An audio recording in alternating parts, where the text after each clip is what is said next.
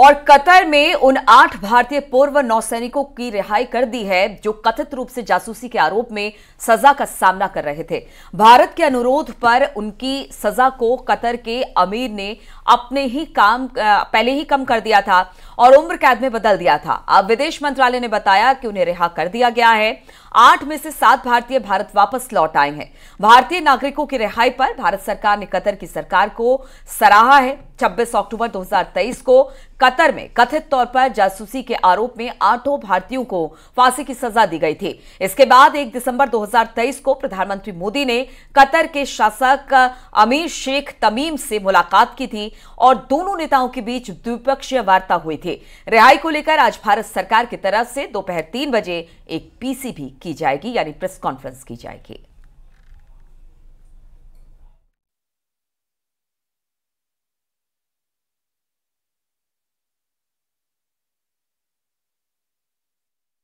खुशी हो रही है कि वापस इंडिया पहुंच गए हम सेफ एंड साउंड। और definitely honourable prime minister Shri Modi को धन्यवाद करना चाहेंगे कि उनके पर्सनल इंटरवेंशन से ये पॉसिबल हुआ और गवर्नमेंट ऑफ कतार के हिज एक्सेलेंसी द अमीर को कि उन्होंने ये होने दिया।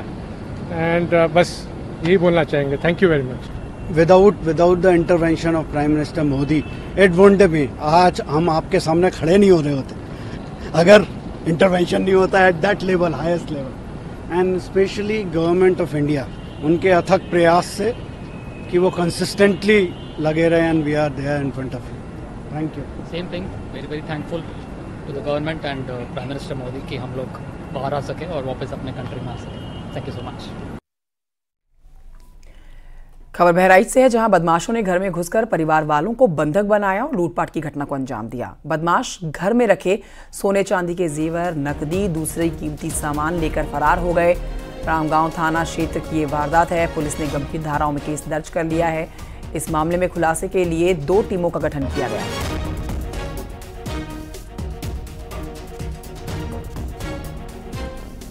रामगांव के मेहरी भकला गोपालपुर के निवासी देशराज ने सूचना दी कि दिनांक 11 फरवरी को रात्रि 1:30 बजे कुछ अज्ञात लोग बदमाश उसके घर के पास आए एवं उसको और उसके लड़के प्रमोद को मारपीट किया एवं घर के अंदर धकेल करके बंद कर दिया।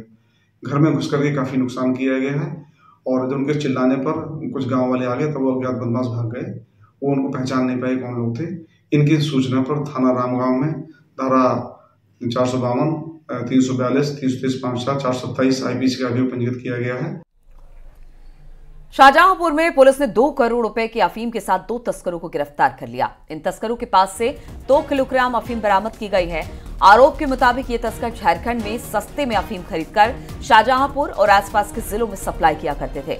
बताया जा रहा है कि दोनों तस्कर झारखंड के रहने वाले हैं। पुलिस इस गैंग के अन्य सदस्यों की भी तलाश कर रही है। झारखंड से लाकर बेचा करते थे। काफी दिनों से तस्करी का काम चल रहा था। बताया जा रहा है कि 2 किलोग्राम अफीम के साथ इन तस्करों को पकड़ा गया है। आरोप के मुताबिक ये तस्कर झारखंड में सस्ते में अफीम खरीद कर लाते थे और फिर शाहजहांपुर और आसपास के जिलों में सप्लाई किया करते थे। शाहजहांपुर में पुलिस और एसओजी की संयुक्त टीम को 3 एटीएम चोरों को गिरफ्तार इनकी तरफ से किया गया है। इन चोरों के पास से 9 एटीएम कार्ड, 80,000 रुपए और 3 मोबाइल फोन भी बरामद किए गए हैं। ये भी जानकारी आ रही है कि बैंक ग्राहकों के पैसे निकालते समय एटीएम बंद कर देते थे ये, फिर एटीएम फिर से चालू करके पैसे निकाल लेते थे। इस तरह से बैंक से धोखाधड़ी किया करते थे और इस मामले में 4 आरोपी फिलहाल फरार भी चल रहे हैं। पुलिस इनकी तलाश कर रही है। सदर बाजार क्षेत्र का मामला है। पुलिस ने पंजाब एंड सिंध बैंक में एटीएम चोरी करने वाले 3 आरोपी गिरफ्तार किए। गैंग के सदस्य हरदोई जिले के रहने वाले बताए जा रहे हैं।